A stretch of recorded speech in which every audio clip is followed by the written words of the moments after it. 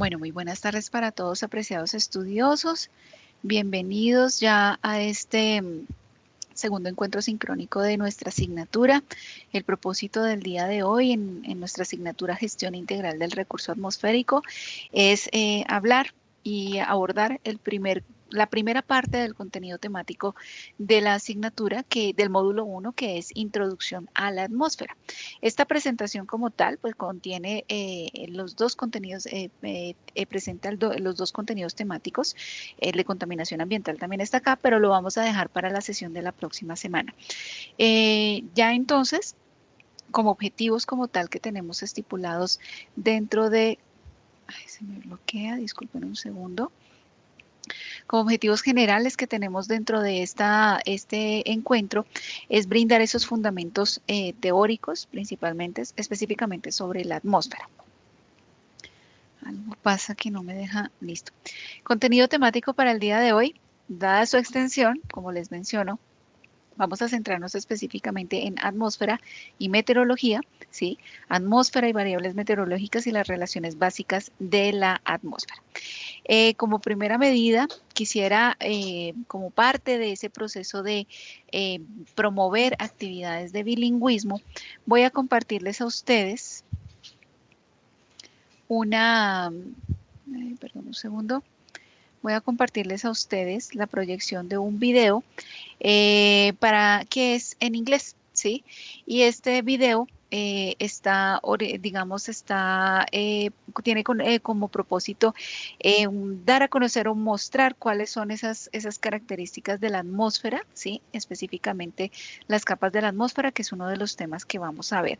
Ah, pero disculpen porque acá tengo que compartirlo con sonido para que ustedes lo puedan escuchar. Este video como tal está entonces, no, perdón un segundo.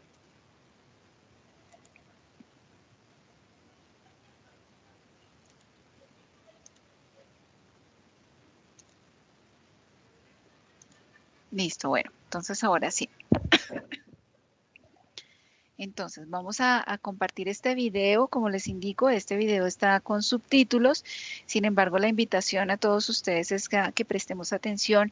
Esta actividad se desarrolla con el propósito de promover esos espacios de bilingüismo y que reconozcamos esa terminología, esos elementos, conceptos técnicos relacionados con la asignatura que hacen parte entonces de ese, digamos, del contenido temático que vamos a trabajar. ¿Listo?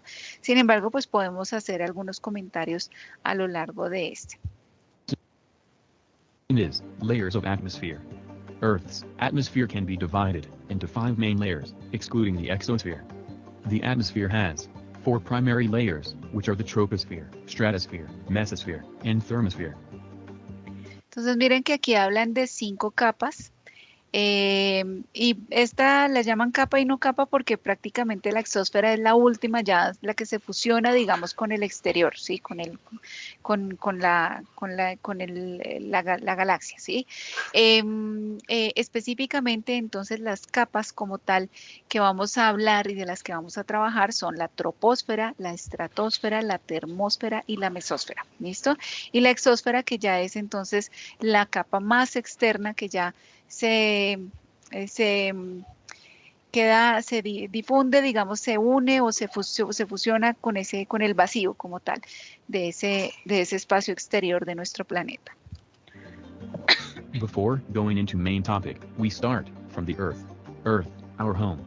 The Earth is the third planet from the Sun. Entonces el planeta. The Earth's distance from the Sun is 149,600,000 kilometers. Note, the distance from Earth to the Sun is called an astronomical unit, or AU, which is used to measure distances throughout the solar system. It is the only planet known to have an atmosphere containing free oxygen, oceans of liquid water on its surface, and of course, life. Roughly 70% of Earth's surface is covered by water, most of it in the oceans, and 30% of Earth's surface is land. Let's understand the layers of atmosphere. The atmosphere layers an important role in making life possible on Earth by protecting our Earth from harmful UV radiations of sun. The atmosphere of Earth La atmósfera es la que permite, la que hace posible que exista vida en nuestro planeta, a diferencia de los demás planetas de nuestro sistema solar, ¿sí? La atmósfera es la que protege, es una barrera protectora de los rayos ultravioleta, en especial los rayos que son más nocivos para nosotros. Y miren que a pesar de la distancia que se mostraba del Sol, pues tienen una incidencia importante que es necesario para el desarrollo de la vida, para el confort, digamos, que tenemos en el planeta para poder habitarlo, pero también que si fueran más intensos, si no tuviéramos esa barrera, pues ya tendríamos problemas para el desarrollo y la protección de la vida misma. Is the layer of gases, commonly known as air, that surrounds the planet of Earth and is retained by Earth's gravity. Entonces, los gases como tal, los gases pues son livianos, están suspendidos, pero la atmósfera también tiene, esos gases están suspendidos alrededor del planeta y es gracias a al efecto de la gravedad en la Tierra, ¿sí? Es así que entonces la atmósfera es mucho más densa en la capa inferior, en la troposfera, que a medida que vamos There aumentando are la four major elevación. layers of atmosphere above the Earth that are separated by temperature. Each layers are separated by an increasing or decreasing temperature of the gases in the layer. The first layer of atmosphere from the Earth is troposphere. La primera Starting at capa, ground la level, it extends troposfera. upward to about 10 kilometers, 6.2 miles or about 33,000 feet above sea level. We humans live in the troposphere, and nearly all Aquí weather es donde occurs in this lowest está la layer. vida. Most clouds appear here, mainly because 99% of the water La vapor mayoría de las nubes están en esta zona de la troposfera, sí, porque están compuestas principalmente, digamos, de 99% de vapor de agua. in the atmosphere is found in the troposphere. Air pressure drops, and temperatures get colder as you climb higher in the troposphere. Aquí vamos a ver unas características y que lo estaban mencionando anteriormente. La temperatura como tal va cambiando en la medida que se avanza en estas capas, ¿sí?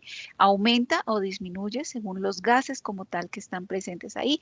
Eso ya lo vamos a ver con The más next detalle. layer up is called the stratosphere. The stratosphere extends from the top of the troposphere to about 50 kilometers, Entonces, 31 después de la miles troposfera, above the ground. sigue la The estratosfera. infamous ozone layer is Y found esta within the es la principal capa de la atmósfera, que es nuestro escudo protector, la capa de ozono. Este es el ozono que llamamos el ozono bueno, porque nos defiende como barrera de de esos rayos ultravioleta. stratosphere.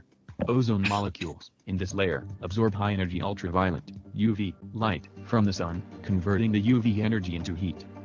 The stratosphere Entonces, el ozono es muy activo, ¿sí? Digamos que por sus características de isótopo es muy activo y absorbe la energía de esos rayos UV, ¿sí? Entonces, digamos que esa energía se concentra en esta capa y por eso digamos que aquí el cambio de temperatura, como lo vamos a ver más adelante, es diferente que en la troposfera. Aquí disminuye y aquí a medida que sube, se va actually gets aumentando. warmer the higher the trend of rising temperatures with altitude. Entre más alto, mayor temperatura se incrementa. That means air in the stratosphere lacks the turbulence and updrafts of the troposphere beneath. Commercial passenger jets fly in the lower stratosphere, partly because this less turbulent layer provides a smoother ride.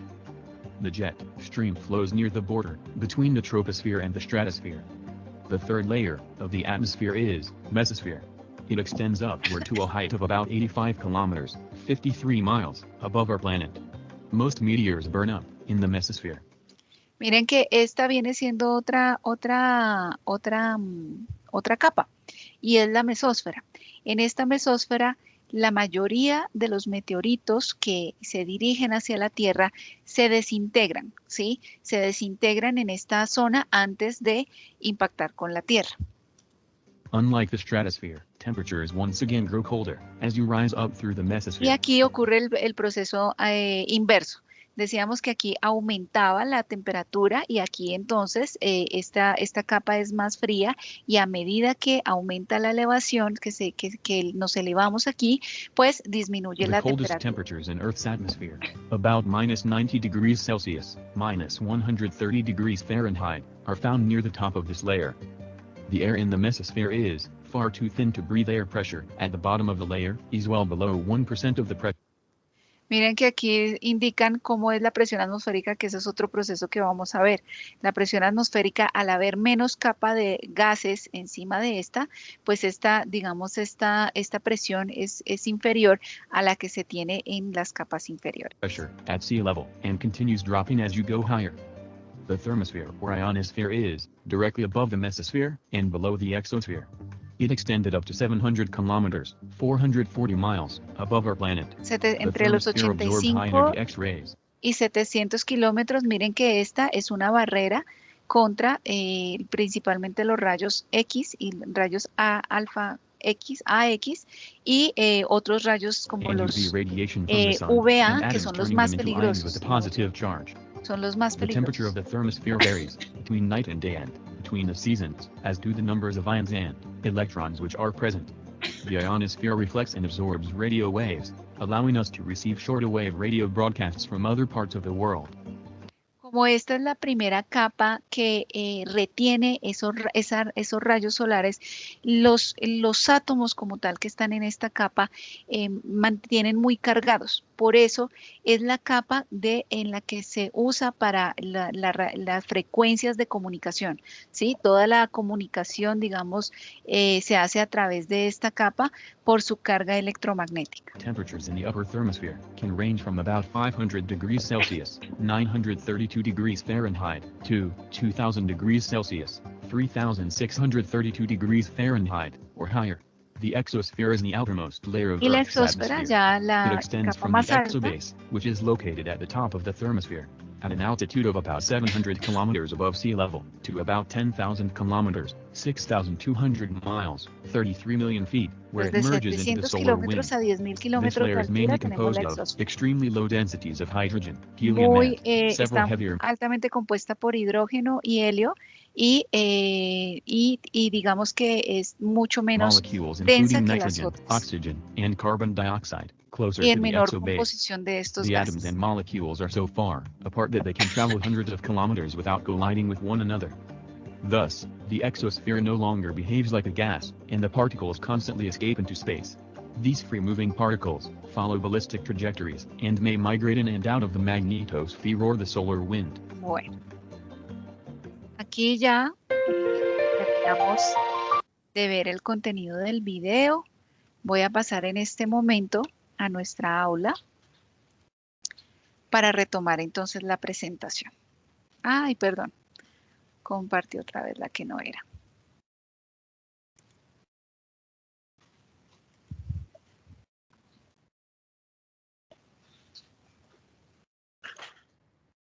Listo, entonces ahora sí. Digamos que para hablar primero del recurso atmosférico, de los problemas de la contaminación ambiental, pues debemos primero entender la importancia de qué es la atmósfera, ¿sí? Porque digamos que la importancia de este recurso, de este componente de nuestro entorno, de nuestro ambiente, es vital, como lo veíamos en el video, para mantener la vida en el planeta. O sea, gracias a esas características que tiene la atmósfera y las características específicas de cada una de sus capas que funcionan como barrera, que funcionan, digamos, con una concentración de gases como el oxígeno para que pueda ser posible el desarrollo en la troposfera. Entonces, pues gracias a eso es que habitamos este planeta y es el único de nuestro sistema solar en el que existe la vida, precisamente por esas características de temperatura, de presencia de oxígeno, de la presencia de agua y pues bueno, ya digamos como el desarrollo histórico que se ha dado en nuestro planeta, las diferentes eras que ha tenido para conseguir obtener, digamos, o resultar en las características de lo que hoy tenemos, ¿sí? Entonces, la atmósfera como tal, por eso al conocer esta composición, cómo se forma, cómo son esos procesos meteorológicos, nos va a permitir entender cómo se dan esos procesos de contaminación atmosférica, ¿sí? Entre las características de nuestra atmósfera también podemos decir que se favorece el intercambio gaseoso, que es lo que hace posible la fotosíntesis y la respiración en las plantas como tal, que son esos seres autótrofos que capturan, digamos que a partir de la fotosíntesis, capturan el dióxido de carbono y lo transforman en oxígeno, que es el que es el suministro de esa fuente de energía para o los demás seres vivos. Bueno, para los que somos aeróbicos. Por otra parte, pues entonces ya veíamos la función de escudo protector, ¿no? Ese escudo protector por las mismas características de esas barreras como tal que tienen específicamente algunas capas. La atmósfera es regulador del clima. Los procesos climáticos pues se dan es por esas características propias que tiene la atmósfera, las temperaturas, las corrientes de aire, como ya lo vamos a ver, ¿sí? Y cumple entonces un papel fundamental en el balance del calor de la Tierra, el que se conserve la temperatura o que se incremente y no que quizá, digamos, que no se vaya enfriando para estar, digamos, en una época de glaciación, sino que se den esas temperaturas, digamos, favorables para la vida, pero a su vez que a causa de las actividades antrópicas, pues digamos que esas condiciones se incrementan y ya entonces pues se empiezan a presentar las problemáticas ambientales como lo es el calentamiento global, que lo vamos a ver más adelante. Es el motor de los fenómenos climáticos extremos. Las tormentas, digamos, fuertes, digamos, los procesos que se dan en el trópico, las corrientes de aire, los huracanes, todos estos procesos, pues hacen parte de, digamos, las situaciones que dependen de esos fenómenos que ocurren en esas capas específicamente en la troposfera, ¿sí? El entorno, digamos, agradable a la fauna y flora, como les decía, para poder vivir acá, es una reserva de agua, porque como veíamos, las nubes como tal contienen un 99% de vapor de agua, y entonces ahí vemos la importancia de cómo se dan el ciclo hidrológico, que está involucrado también dentro de esos procesos meteorológicos que analizamos a lo largo de esta temática, ¿sí? Y a través de, digamos, de esta atmósfera, pues también se ocurren los ciclos biogeoquímicos, ¿sí? El ciclo del agua, el ciclo de carbono, como ya lo mencionamos por la fotosíntesis, la respiración, el ciclo del nitrógeno, todos los ciclos que, digamos, cuando ocurre ese proceso de fase gaseosa, ¿sí? Pues está presente en la atmósfera y muchos elementos compuestos pues son transportados gracias al movimiento, a los flujos como tal de la corriente del aire específicamente de una zona. Listo. Nuestra atmósfera tiene una composición muy diversa de gases. Sin embargo, los principales gases son nitrógeno y oxígeno. Nitrógeno es un gas inerte y el oxígeno pues es el que nos permite a nosotros vivir, ¿sí? Existen otros gases, ¿sí? Otros gases como dióxido de carbono, vapor de agua y bueno, otros que como los vemos aquí, y su composición es menor. Sin embargo, la concentración de, por ejemplo, el dióxido de carbono y de otros gases que son los que se reconocen como gases efecto invernadero, pues estos gases al acumularse, al concentrarse más, digamos, dadas las características que tienen de capacidad de retener energía, pues es lo que ocasiona las problemáticas de incremento de la temperatura media de nuestro planeta y otros fenómenos. Listo, ahora, aquí tenemos ya de forma detallada cuáles son esas capas que ya vimos en el video, ¿sí? Y aquí vemos cómo es el comportamiento de la temperatura en las diferentes capas. Entonces, miren que en la troposfera, en la troposfera, aquí es donde tenemos la formación, las nubes, ¿sí? Y la temperatura disminuye en la medida que aumenta la elevación, en medida que nos elevamos en la atmósfera y posteriormente cuando estamos en la estratosfera, que se caracteriza principalmente por la concentración de ozono. Entonces, entre más subamos en esta capa, pues va a haber una mayor temperatura, ¿sí? Digamos que esta característica es dado, como les mencionaba, los efectos de esta capa de ozono. Disculpen. Los efectos específicos que tiene esta capa de ozono para... ay, disculpen un segundo. Listo. Los efectos específicos que tiene nuestra capa de ozono de ser esa barrera contra esos rayos UV. Entonces, esa energía como tal, pues se concentra ahí, porque los átomos quedan, digamos, cargados de esta energía, y por eso, digamos, es que la temperatura es mayor. Y como veíamos, entonces disminuye ahora en la mesósfera, que es donde se retienen, digamos, es una barrera también contra otros. Finalmente, entonces, la termósfera, y aquí vemos las capas como tal, que son la homósfera. Específicamente es la agrupación de capas que son más homogéneas en su composición, digamos que son, que están más cerca de la Tierra, y ya la exósfera como tal, ¿sí? O heterósfera, pues es la que está compuesta precisamente ya, la que se acerca más hacia ese exterior. Miren que las características de estas primeras capas, por eso se llama homósfera, porque los gases como tal están de forma homogénea, ¿sí? No están estratificados, mientras que en la heterósfera, al tener menos presión por efecto de la gravedad, pues aquí estos gases como tal sí se visualizan más estratificados, ¿sí? Bueno, no entro, digamos, en más detalles en este tema, dado lo que, pues, el video como tal que compartimos. Listo, apreciados estudiosos. Entonces ahora pasamos a específicamente a las relaciones básicas que se dan en la atmósfera, a poder comprender qué ocurre en este espacio.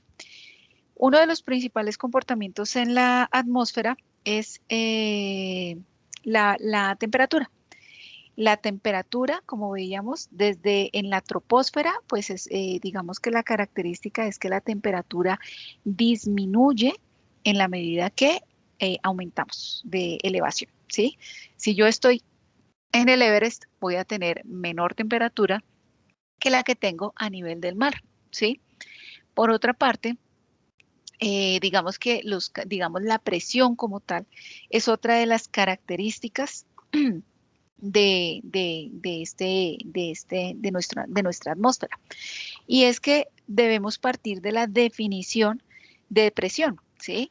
La presión se da a partir de la ecuación hidrostática. Esto ustedes lo verán en mecánica de fluidos, donde se relaciona en la presión, digamos, es esa fuerza que ejerce una masa, ¿sí? Dada unas características específicas y por efecto de la gravedad, ¿sí?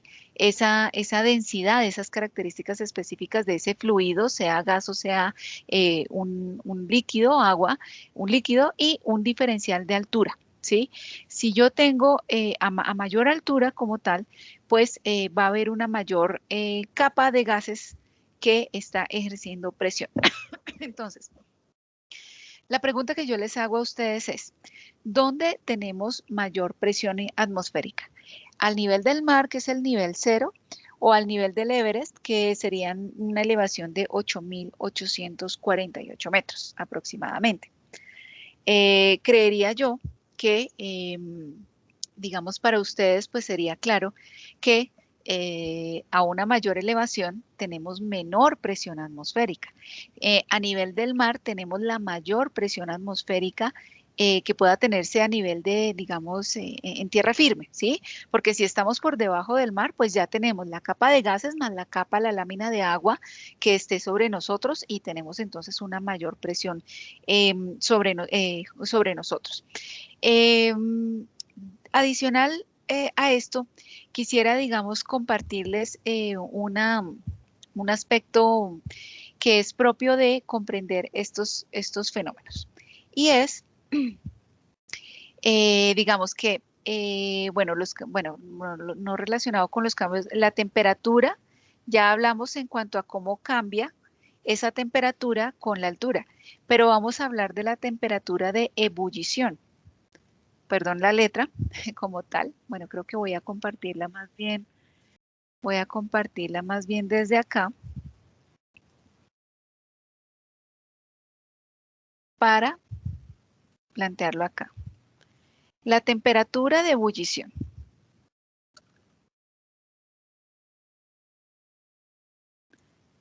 Disculpen un segundo. Ok. Listo.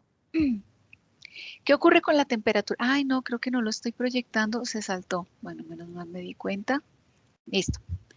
Vamos a hablar de la temperatura de ebullición. ¿Qué ocurre con la temperatura de ebullición?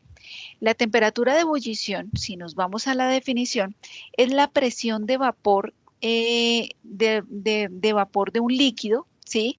Cuando se iguala al fluido que lo rodea, ¿sí? Entonces, yo tengo un recipiente con agua hirviendo, ¿sí? Ese recipiente específicamente, digamos que yo estoy hirviendo un café, ¿sí? Lo tengo, digamos, aquí. Y entonces, bueno, vamos a hacerlo así como que está listo. Tenemos aquí un café que está hirviendo. Ay, caramba, listo. Entonces, ¿qué pasa? Cuando yo empiezo a calentar este fluido, estoy aumentando su temperatura. ¿Y qué es la ebullición? Entonces es cuando este fluido rompe la presión que ejerce la atmósfera, digamos, ese gas que lo rodea, lo rompe para poder, digamos, superarlo para volatilizarse, ¿sí? Digamos, cuando ebulle es cuando se rompe esa presión y por eso es que se visualizan esas burbujas, ¿sí? Cuando nosotros estamos hablando de la temperatura de ebullición, tenemos que relacionar esta situación y específicamente los cambios que ocurren en la presión. Si yo les pregunto a ustedes, voy a voy a hervir agua o un café, voy a preparar un café y lo voy a preparar al nivel del mar. Y mientras tanto, alguien más lo está preparando no sé, en Bolivia o aquí en Bogotá. Entonces, ¿qué diferencia habría en la temperatura de ebullición? ¿Sería la misma porque el café hierve a la misma temperatura o el agua hierve a la misma temperatura? Ahí tenemos que diferenciar y tenemos que reconocer el efecto que tiene la presión. La temperatura de ebullición está influenciada precisamente por la presión como tal que tiene que romper, por lo cual un café que yo tenga con temperatura de ebullición a nivel del mar tiene una diferente temperatura que a nivel, digamos, a mayor elevación Bolivia, o si queremos seguir hablando del Everest, entonces del Everest, ¿sí? Entonces, la pregunta es, ¿dónde está el café es más caliente? O sea, ¿dónde es esa temperatura de ebullición es más alta? ¿En el Everest o a nivel del mar? Entonces, la respuesta es a nivel del mar, ¿sí? Porque a nivel del mar, recordemos, tenemos una mayor capa de aire, ¿sí? Una mayor presión que se está ejerciendo sobre este fluido y se necesita más temperatura para poder romper el hervor o la ebullición, ¿sí? Por lo cual, digamos, en el Everest sería menos temperatura la que necesita alcanzar para poder, digamos, llegar a la ebullición. Este es un proceso, digamos que quizá no se analiza de forma tan común, pero como experiencia, digamos, alguna vez estaba en una conferencia, un invitado que había de Bolivia, y él nos contaba precisamente eso, él acostumbrando a tomar su café hirviendo entre comillas, porque la temperatura a la que está habituado en Bolivia, donde él vive en La Paz, mientras que cuando pues llegó, estábamos en un congreso en Medellín, pues cuando se tomó el café hirviendo, realmente hirviendo aquí, pues se quemó precisamente por esa característica diferente, pues que es un proceso que normalmente no analizamos con tanta, digamos, con tanto detalle. Listo. Ahora bien, vamos a pasar a otros elementos de ese comportamiento de la atmósfera, ¿sí? Ya hablamos entonces de los cambios de temperatura con la altura, ¿sí? Ya hablamos de los cambios de la presión con la altura, ¿sí? Y ahora, entonces, vamos a hablar de la radiación. La radiación como tal, ¿de dónde proviene? Pues proviene del Sol, ¿sí? De esas ondas electromagnéticas que irradia el Sol y que llegan a nuestro planeta y que también gracias a ellas es que puede haber vida en nuestro planeta, ¿sí? Es también conocida como una energía radiante y digamos que esa radiación también pues tiene, digamos que unas características son diferentes, ¿no? Tenemos infrarrojos, rayos infrarrojos, rayos X, rayos ultravioleta o radiación ultravioleta, la luz solar, la luz visible y todos estos rayos pues se emiten a la Tierra, algunos son reflejados como lo veíamos según las características de la atmósfera y otros entonces digamos que sí alcanzan a ingresar. Cuando ingresan a nuestro planeta, pues algunos alcanzan a liberarse y otros quedan en la capa atmosférica. Y eso hace que se den esos procesos, digamos, de calor, digamos, de la temperatura específicamente que tenemos en nuestro planeta. La radiación entonces, digamos, al interior de nuestra atmósfera se concentra y a la vez se refleja. Se refleja es gracias al albedo, ¿sí? El albedo específicamente es la capacidad que tienen algunos objetos o superficies para reflejar. Si nosotros analizamos una, no sé, una superficie como el agua, que es una superficie de color clara, brillante, esto hace que se refleje en esta radiación, o sea, no se calienta tanto ese objeto, esa superficie, porque lo refleja, ¿sí? Lo retorna a la atmósfera, ¿sí? Entonces, esto lo está reflejando. Ahora, un cuerpo oscuro, ¿sí? Una masa oscura, o el concreto como tal, no sé, el pavimento, el asfalto. Hemos visto cuando vamos por carretera cómo se ven esas ondas de calor que se van liberando del asfalto, precisamente porque el asfalto, al ser de color oscuro, pues su albedo no es muy alto, o sea, realmente casi no refleja, por lo cual retiene ese calor. Entonces, el planeta en general, con superficies con mayor y menor albedo, retiene una energía, absorbe una energía de día y es la que se va liberando de noche gradualmente para mantener así el equilibrio, porque si no se liberara de noche gradualmente, pues tendríamos permanentemente heladas, o sea, serían cambios absolutamente drásticos de temperatura. ¿Listo? Ahora, cuando nosotros estamos hablando de estos procesos que la energía que se retiene, la energía que se refleja, la energía que se bloquea, digamos que es reflejada al espacio, pues entonces esa energía que queda aquí acumulada es lo que ya está relacionado con lo que ya conocemos ampliamente como efecto de invernadero. Este efecto invernadero es un proceso natural, apreciados estudiosos. Debemos identificarlo como tal, ¿sí? Este proceso de forma natural se da por las características que tiene la atmósfera. Entonces, en las superficies reflejan esa energía, pero no toda es liberada. ¿Por qué? Por las mismas capas y la composición de los gases que están acá. Porque los gases, como gases efecto invernadero, como lo son el dióxido de carbono, el metano, ¿sí? El vapor de agua también es un gas efecto invernadero porque tiene una alta capacidad de retención de energía, ¿sí? El óxido nitroso, el ozono, los CFC, todos estos gases que están, sea por nuestra causa o sea, digamos, de forma natural, todos estos retienen esa energía y hacen que la temperatura, digamos, de nuestra troposfera se conserve o quizás se incremente, o sea, mantenga acumulada energía y por eso haya un mayor incremento de esa temperatura media. Nosotros tenemos como ideal, digamos, la temperatura promedio para la vida de nuestro planeta, una temperatura media de 15 grados, ¿sí? Pero, ¿qué ocurre? Esta se ha incrementado gradualmente y eso es lo que entonces ya hablamos de la problemática de calentamiento global. Ahora,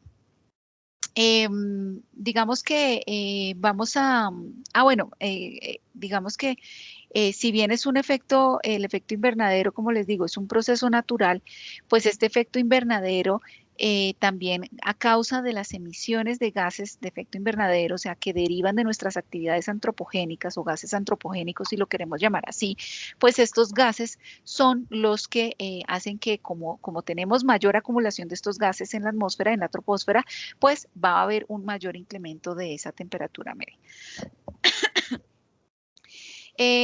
Bueno, hay otra, digamos, de las características que quisiera de pronto mencionar de la atmósfera. No quiero pasar al otro tema, pareciera.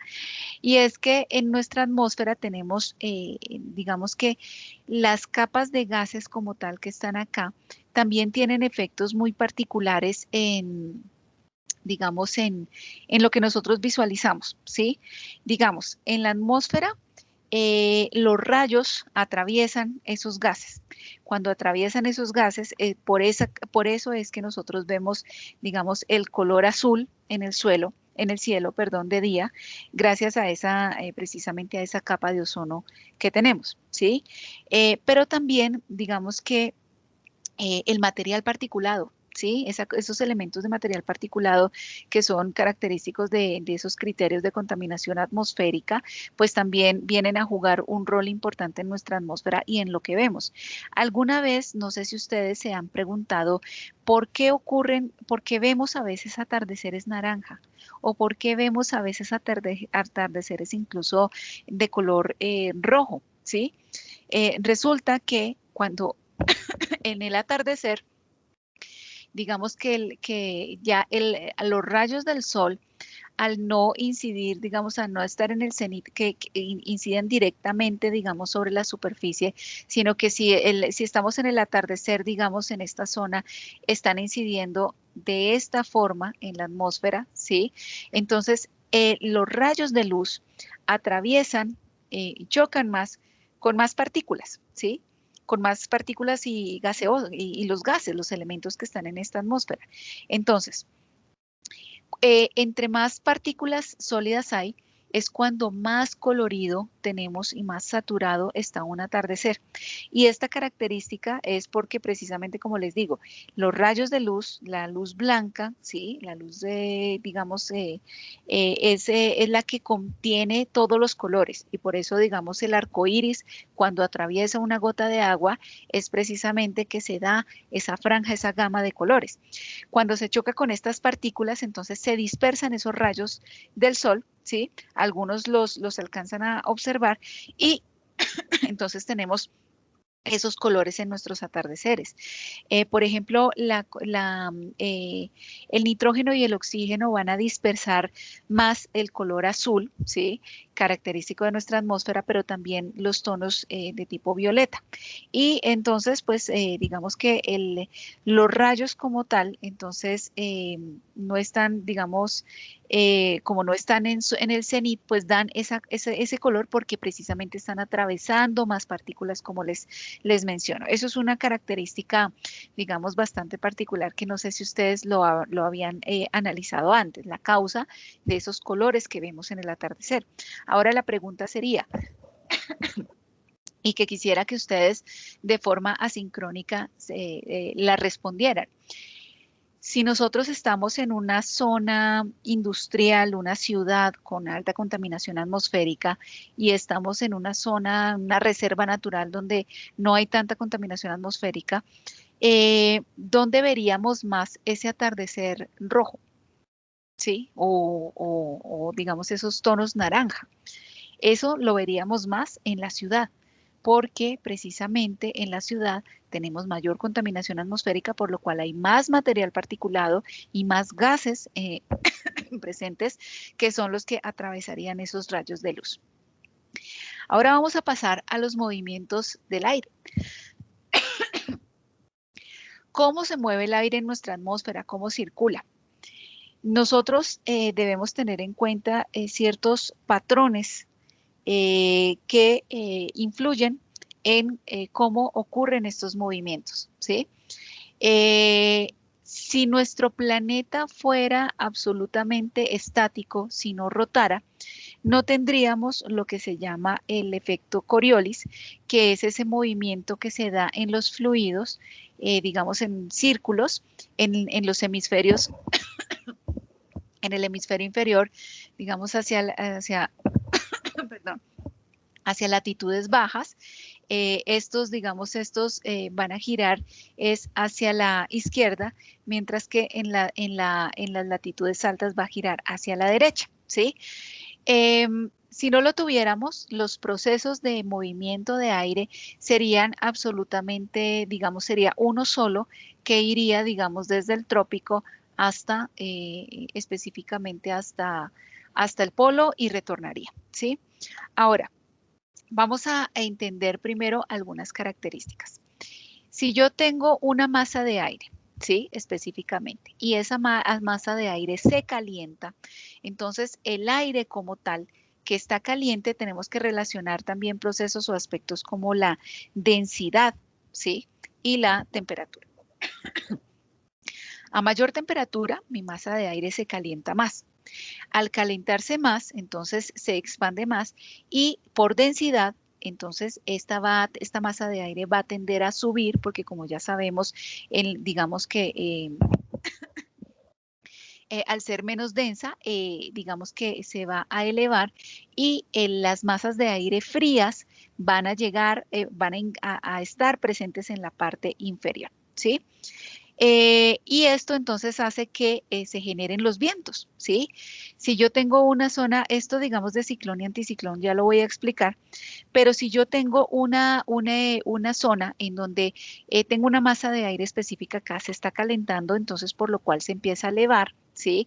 Entonces esta masa pues se va a ir enfriando, pero el viento como tal se está generando es precisamente porque ese aire frío va a ocupar el espacio que está dejando esta masa de aire caliente y es lo que llamamos como movimiento convectivo, ¿sí? O sea que asciende el aire y advectivo el aire frío que ocupa este espacio.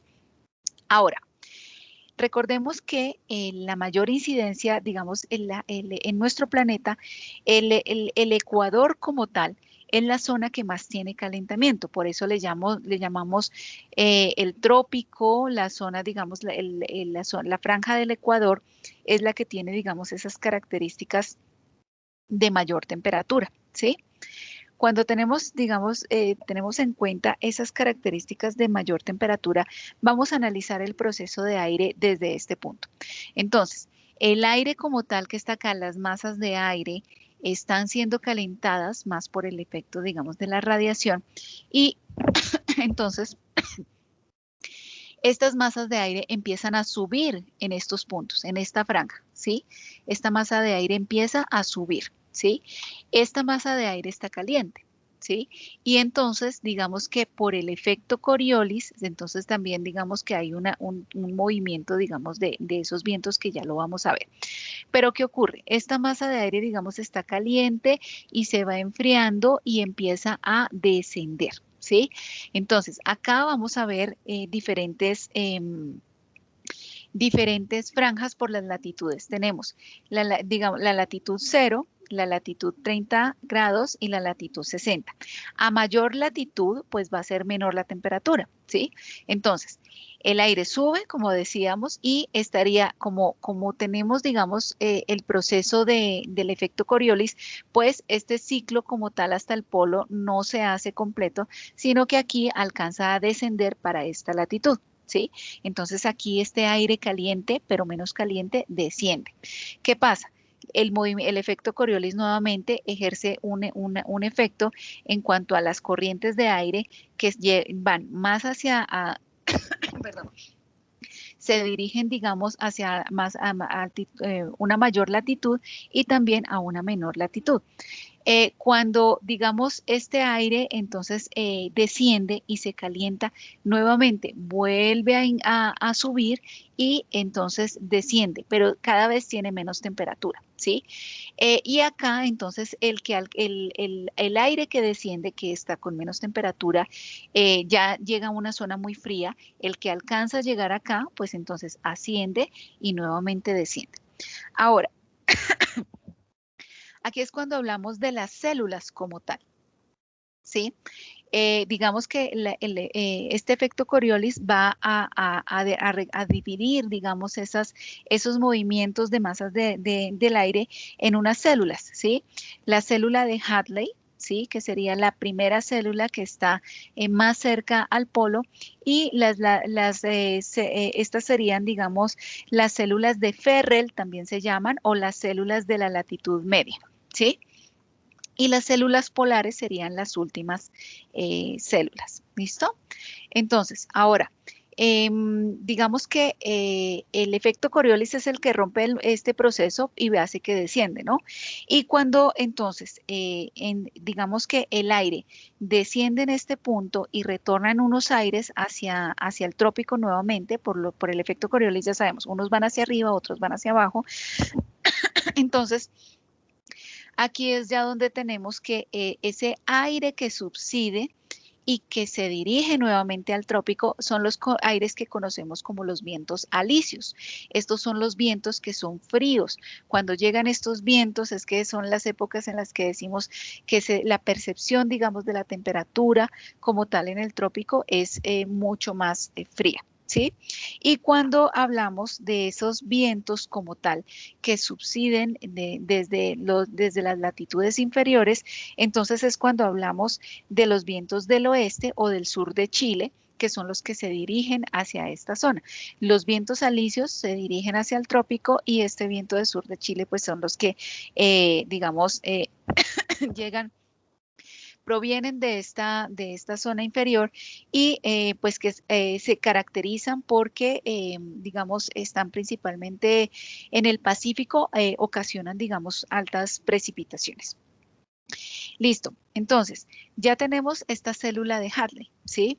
La célula de Ferrel, entonces, digamos que el movimiento como tal del aire, pues, digamos que la columna de aire no está tan cálida, entonces no sube tanto. Miren que no es tan circular como esta, sino que hay un movimiento más horizontal, por lo que no es tanta la temperatura.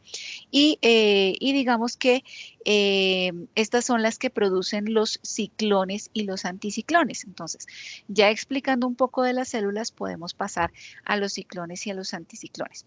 Cuando yo tengo una zona anticiclón, es porque yo tengo una zona de aire frío y seco, tiempo brillante y soleado. Entonces, no tenemos, digamos, una masa de aire como tal que se esté calentando. Digamos que el aire como tal, entonces va a descender.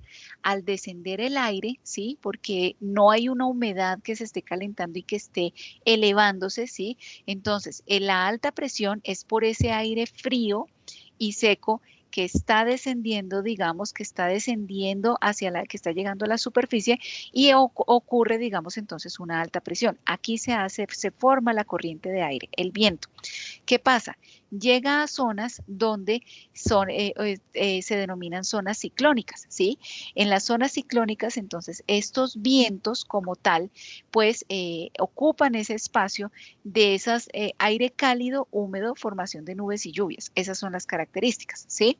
Entonces, dado ese aire cálido que está subiendo, ¿sí? Por ese movimiento convectivo que yo les indico, entonces ese aire cálido como tal está siendo ocupado por este aire frío que les menciono que viene de este proceso, ¿sí? Entonces aquí hay baja presión. ¿Por qué? Porque se está elevando la masa. Hay menos masa porque está fluyendo, digamos, hacia la parte alta.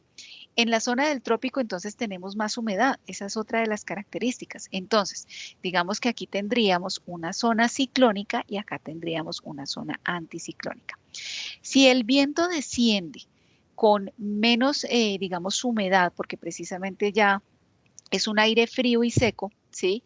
Esa es otra de las características que por la razón por la cual en estas latitudes, ¿sí? De las, digamos, donde se encuentran la célula de Hadley y la célula de Ferrel, se presentan los principales desiertos de nuestro planeta, ¿sí? El Sahara, digamos, las zonas, digamos, en zonas que sean desérticas principalmente, están precisamente ubicadas en estas latitudes, ¿sí? ¿Por qué? Porque el aire como tal subside y subside seco, no tiene tanta humedad, ¿sí? La humedad, ¿de dónde viene? La humedad proviene de precisamente de la superficie terrestre, de las masas de aire que se calientan y que se elevan, ¿listo? Y ya entonces nos faltaría entonces la célula polar, que pues digamos que la célula polar sería la que ocurre precisamente en la parte ya digamos del polo norte o el polo sur. Vale la pena también aclarar que aquí es donde también se podrían formar incluso, digamos, esos ciclones, las tormentas tropicales, los huracanes. Aquí es donde empieza ese fenómeno de las tormentas tropicales. Porque si el aire está muy frío y desciende muy frío y tenemos una masa de aire muy caliente, pues esto hace que esta velocidad aumente, ¿sí? Al haber entre menor presión tenga acá y mayor presión tenga acá, va a haber una mayor presión y esto va a ejercer una fuerza en esa velocidad del viento que hace que se generen estos movimientos y aquí es donde entonces ocurren esos fenómenos meteorológicos. Ahora vamos a pasar a otro tema que es la estabilidad atmosférica. La estabilidad atmosférica es la capacidad precisamente como se ve aquí, como se visualiza aquí en la pantalla, que tiene una zona específica de la atmósfera para modificar, digamos, su estado, dado una fuerza o una condición exterior, ¿sí? El aire como tal, entonces, se puede ver forzado en su movimiento por unas características específicas, ¿sí? Cuando el aire se ve forzado a esos movimientos, es lo que llamamos, digamos, inestabilidad atmosférica. Cuando tenemos una condición absolutamente estática, absolutamente quieta, la calma que llamamos, entonces es cuando, digamos, se tiene esa estabilidad que podría pensarse en una situación como ideal, pero realmente la dinámica de nuestra atmósfera es la que permite que se den todos los ciclos biogeoquímicos y pues lo que es más favorable sería entonces esa inestabilidad atmosférica. Tenemos diferentes, digamos, diferentes estabilidades atmosféricas. Tenemos el ascenso orográfico, ¿sí? El ascenso orográfico, entonces, si una masa de aire como tal encuentra una barrera específica, ¿sí? Un obstáculo como tal, pues entonces va a ser forzado a subir. Y como veíamos, a medida que subimos en la troposfera, disminuye la temperatura, por lo cual, al disminuir la temperatura, ese vapor de agua se va condensando y ahí es donde se forman las nubes, ¿sí? Tenemos un ascenso que es de tipo convectivo, el que les he hablado desde la diapositiva anterior. El movimiento convectivo, tenemos dos masas de aire que son similares, ¿sí? Pero digamos que las propiedades convergen en esta superficie y si son calentadas, entonces simplemente están ascendiendo de forma uniforme y ya cuando llegan hasta el punto, digamos, de la temperatura específica para que digamos, el punto de rocío, pues ya entonces es cuando se da la formación de las nubes. Y tenemos el ascenso frontal. El ascenso frontal es el que también se da precisamente en esos procesos que mencionábamos atrás.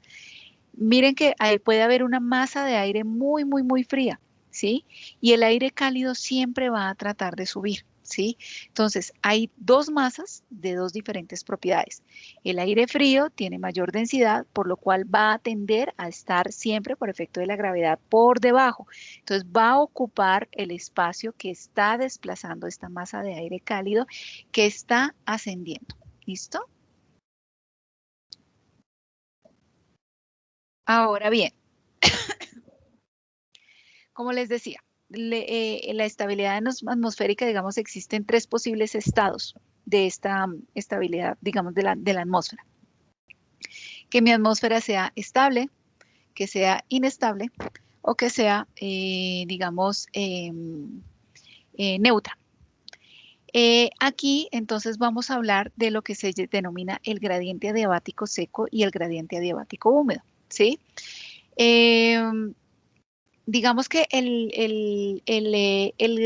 digamos, el estado el estado estable, o más bien, la atmósfera estable, ¿sí? Es cuando el gradiente atmosférico es mayor que el que sigue, que el que tiene la masa de aire, ¿sí? Los movimientos verticales como tal, entonces, son inhibidos. No ocurre este desplazamiento porque la atmósfera está estable. Inestable ocurre cuando el gradiente atmosférico es menor específicamente que digamos que el movimiento de esa masa y hace que entonces que tenga la tendencia a desplazarse esa masa de aire. Y cuando entonces ambos gradientes están iguales, pues hay un equilibrio. Ahora, para entender mejor esto, entonces vamos a hablar de estos dos gradientes, el gradiente adiabático seco y el gradiente adiabático húmedo. Cuando yo hablo de gradiente adiabático, estoy haciendo referencia a una masa de aire que sube, masa de aire, ¿sí? Adiabático seco, ¿a qué hace referencia? Este gradiente lo que describe es cómo cambia la temperatura a medida que una masa de aire asciende, ¿sí? Es decir, el gradiente adiabático me da a entender que en la medida que yo suba, aumente mi altura, ¿sí? La presión atmosférica es menor y por lo tanto la temperatura va a disminuir, ¿sí? Frente a esa relación, se habla que el gradiente adiabático seco en nuestra atmósfera es de aproximadamente 1 grado centígrado por cada 100 metros, ¿sí? O 9,8 grados centígrados por cada kilómetro, ¿sí? Entonces, cada 100 metros, miren que aquí, digamos, aquí tengo una diferencia como tal de un diferencial de temperatura a medida que voy aumentando de esta elevación. ¿Listo? Entonces, si una masa de aire que tiene una temperatura específica llega hasta este punto, digamos que alcanza una temperatura de 1 grado centígrado, ¿sí? ¿Y qué ocurre? Cuando desciende, pues esas características se van a mantener, ¿sí? Que al descender, pues va a incrementar la temperatura, ¿sí? Y va a ser, digamos, con esa misma tendencia. Pero aquí tenemos también que hablar del gradiente adiabático húmedo. ¿Qué ocurre con el gradiente adiabático húmedo? Pues está el componente del vapor de aire, ¿sí? El vapor si digamos esa masa de aire tiene un alto contenido, tiene un contenido de humedad, ¿sí? Si la masa, digamos, de aire tiene un contenido de humedad y está subiendo por esta, digamos, por esta colina, ¿sí? Y resulta que va disminuyendo la temperatura, pues ese vapor de agua, como les decía, alcanza el punto de rocío, que es el punto en el cual se forman las gotas de agua y se forman las nubes, ¿sí? Entonces, ese punto de rocío, ¿qué quiere decir? Que se condensa. Y al condensarse ese vapor de agua, entonces tenemos no solo la formación de nubes y la posible, digamos, el efecto de lluvias, sino que también esa formación libera un calor latente que tiene ese vapor de agua, ¿sí? El calor latente que libera hace que este incremento de la temperatura no sea, perdón, este descenso de la temperatura no sea como con el gradiente adiabático seco. Si yo tengo, voy a hacer el ejemplo acá. Tengo una masa de aire en tierra firme con 20 grados centígrados, ¿sí? Si nosotros tenemos presente, digamos, esa tasa de cambio, ese gradiente adiabático seco que les dije, que digamos que por cada 9,8, que por cada 100 metros, yo voy a disminuir 1 grado centígrado. Entonces, si yo aumento, digamos, una altura específica, pues voy a llegar aquí a una temperatura, no sé, de 5, digamos, de 0 grados, ¿sí? Voy a llegar aquí con 0 grados, bueno, o digamos 2 grados, a una altura específica, ¿sí? Pero ¿qué ocurre? Cuando está, bueno, y si desciende esa masa, pues con este mismo gradiente adiabático seco, serían los mismos 20 grados centígrados, ¿sí? Pero entonces, cuando ocurre este proceso con el gradiente adiabático húmedo, en el que entonces se libera ese calor latente, la tasa de cambio ya no es 1 grado centígrado, sino que es 0,6. Entonces, lo que tendría acá como 0 grados o 2 grados centígrados, según la elevación a la que yo esté llegando, pues ya con el gradiente adiabático húmedo ya tendríamos 5 grados centígrados aquí digamos, en la parte alta, ¿sí? Cuando yo tengo una temperatura mayor, ¿qué quiere decir? Que cuando esta masa de aire descienda, ya no va a ser 20 grados, sino que serían, digamos, sería una temperatura mayor, 25 grados. ¿Y qué proceso, qué efecto tiene esto? O sea, ¿qué consecuencia puede tener? Digamos que el riesgo de incendios forestales es bastante alto a causa de precisamente esta característica de, digamos, de el gradiente adiabático húmedo, ¿sí? Esto, digamos, es una de las características que tiene que prestarse atención cuando hablamos de riesgos de incendios forestales. Y miren que esta imagen tiene otra característica especial, y es que si vemos esta zona, pues esto es lo que hablamos del barlovento y sotavento, de donde vienen los vientos que vienen con humedad, pero que por esta barrera orográfica se forman las nubes, llueve acá, y al descender acá, entonces el aire está seco, está más caliente, y esta zona, digamos, está más seca, por lo cual entonces nuevamente vuelvo al riesgo de los incendios forestales. Listo, apreciados estudiosos. Entonces, hasta aquí terminamos el contenido temático del día de hoy. Espero que haya sido clara la información, que sea asimilable. La invitación a ustedes, apreciados estudiosos, a que consulten el material de estudio para poder digerir mejor estos temas a lo largo de las, pues para las actividades que van a desarrollar y para la misma evaluación que ustedes van a presentar. En este momento, entonces, me voy a dirigir a nuestra aula para que podamos revisar cuáles son las actividades evaluables en este módulo. La primera actividad, que cierra el próximo 7 de junio, estudio de caso, calidad de aire y datos meteorológicos. En esta actividad, ¿qué es lo que vamos a desarrollar? El propósito, que ustedes muy seguramente ya la han consultado y ya están desarrollándola, el propósito es que ustedes relacionen esas características urbanas, variables climáticas y su comportamiento temporal en una zona de estudio con los niveles de calidad de aire, con el fin de realizar un análisis en la incidencia de repercusiones del clima y factores urbanos sobre la contaminación registrada, ¿sí? ¿Qué es lo que entonces van a hacer ustedes para esta actividad? Como primera medida van a consultar el comportamiento temporal de la precipitación en el distrito capital. Según su investigación, entonces van a responder cuáles son los meses del año que comprenden los periodos lluviosos y cuáles son los meses del año que comprenden los periodos secos de nuestra capital. Digamos, en esta zona, en la zona, digamos, de Cundinamarca, ¿cuáles son esos periodos que se caracterizan? Listo. Posteriormente, entonces, ustedes van a consultar y describir la localidad de Kennedy en Bogotá, ¿sí? Van a describir generalidades específicas, ubicación, condiciones climáticas promedio mensual, rosas de viento si encuentran, humedad, temperatura, humedad relativa, radiación solar, horas de sol. Las rosas de los vientos son la descripción de cómo es la tendencia de los vientos en una zona específica, ¿sí? Cuál es la dirección y cuál es la velocidad de esos vientos. Y todas estas características, digamos, que son propias de esta zona, de la localidad de Kennedy, características geográficas, topográficas, condiciones poblacionales, número de habitantes, etcétera, cuál es la actividad económica predominante que tiene esta zona, en términos del parque automotor, qué características hay y otras características que puedan incidir en la contaminación del aire.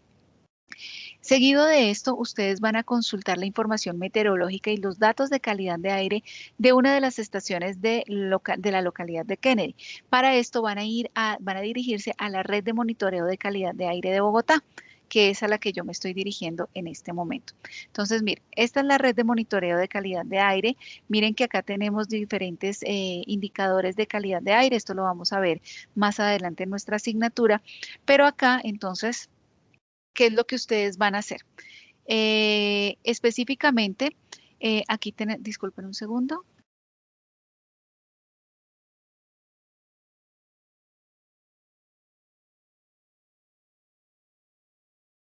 Qué pena con ustedes.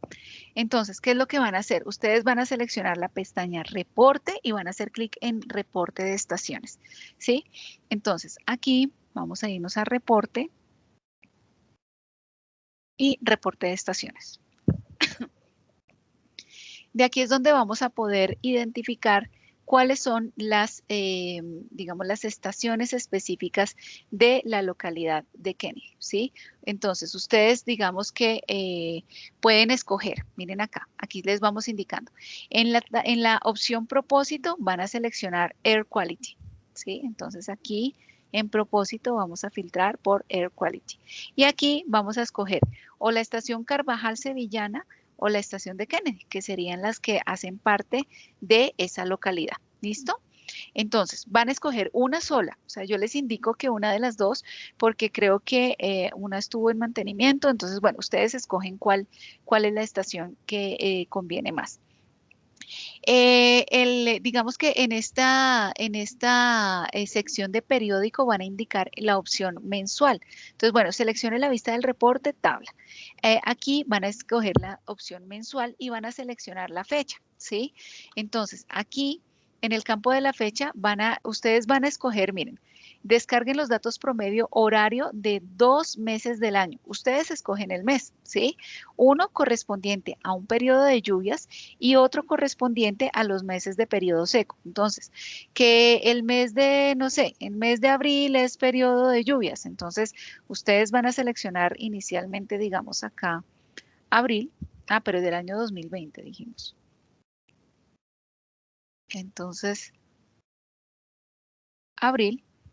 ¿Sí? Y como yo tengo configurado aquí mensual, entonces digamos que me va a tomar, bueno, aquí lo voy a tomar desde el 1 de abril y a la fecha, bueno, automáticamente, al configurar mensual, pues aquí no tengo que configurarlo, sino que toma automáticamente 1 de mayo a medianoche. ¿Listo? Entonces, ustedes van a seleccionar la fecha como les indico. Luego en tipo van a indicar promedio y la base de tiempo van a indicar 1 hora, ¿sí? Promedio 1 hora, lo van a dejar así y simplemente entonces dan mostrar y aquí les van a aparecer todos los registros como tal que se tienen de esa estación o bueno, creo que descargué los de las dos estaciones, no sé, y acá van a poder descargar el archivo, ¿listo? Entonces, ¿qué vamos a hacer con esa información? Ustedes con esa información, esto quiero recomendarles, apreciados estudiosos, que lo hagan de forma individual. Como es mensual, primero lo hacen para el mes de época lluviosa y luego para el mes de época seca. Ahora, van a comparar los datos de calidad de aire con datos meteorológicos. Ustedes van a analizar la información de ese mes específico a partir del reporte que se genera o si ustedes lo desean con gráficas, ¿sí? Miren que aquí tenemos también, por ejemplo, gráficas. Vamos a ver si carga, aunque no se visualizan, digamos, como tan claramente. Es mucho más fácil cuando se descarga en el Excel, ¿listo? Entonces, sea de forma en las tablas como datos o en formas de gráficas, vamos a analizar precisamente cuáles son esas relaciones que tenemos ahí en nuestro, específicamente en nuestro, digamos, en esa zona de estudio, ¿sí? Es decir, voy a identificar valores máximos o mínimos de un contaminante o de una variable meteorológica del mes en el que pues estoy trabajando y de acuerdo con la fecha y en la hora van a analizar el comportamiento con otros contaminantes o variables meteorológicas que se presentan a lo largo del día. Entonces, yo les hago, digamos, como unas preguntas orientadoras. Si yo tengo una alta concentración de material particulado, ¿sí? Específicamente quizá habrá lluvias, ¿sí? Y eso digamos que quiero, algo que no mencioné, digamos, en lo que trabajamos en el contenido temático. Muchas veces, no, digamos que para la formación para la formación de las gotas de agua se necesita un núcleo higroscópico, ¿sí? El núcleo higroscópico es material particulado, ¿sí? ¿Eso qué quiere decir? Que a mayor material particulado en el ambiente, si hay una alta humedad en el ambiente, es posible que se formen más nubes y que hayan precipitaciones al día siguiente o durante la tarde y sumado, digamos, a una alta radiación solar, una alta temperatura que ocasione que el vapor de agua entonces también suba a la atmósfera, ¿sí? Quizá cuando hay un momento de lluvia, quizá cuando tenemos lluvia, les pregunto a ustedes, ¿qué ocurre después con algunos contaminantes? Quizá una contaminación pico se reduzca o aumente. Cuando tenemos radiación solar, ¿sí? Cuando tenemos esa radiación solar fuerte, en los momentos quizá de una fuerte radiación solar, quizá hay alguna relación con la concentración de ozono después, ¿sí? Por el efecto precisamente del ozono troposférico, o sea, digamos, hay una relación entre la radiación y la temperatura y ozono, hay una relación entre la temperatura, la precipitación y la concentración de contaminantes en esa zona. También el viento, se me había olvidado mencionárselos. Hay una relación, digamos, cuando se presenta una máxima velocidad del viento y quizá la temperatura o la concentración de los contaminantes, porque tenemos que ver que los contaminantes también pueden dispersarse, ¿sí? Por efecto del viento. Entonces, ustedes van a analizar, digamos, esos elementos y a partir de ese análisis, entonces van a responder las siguientes preguntas justificando con ejemplos concretos. Variable, fecha y hora, ¿sí? Es decir, tal variable, bueno, vemos aquí diferentes, miren que acá voy a retornar acá a los datos que se descargan de la red. Esperemos que me deje, ay, perdón. Voy a mostrarlos acá para no cambiar la pantalla. Listo.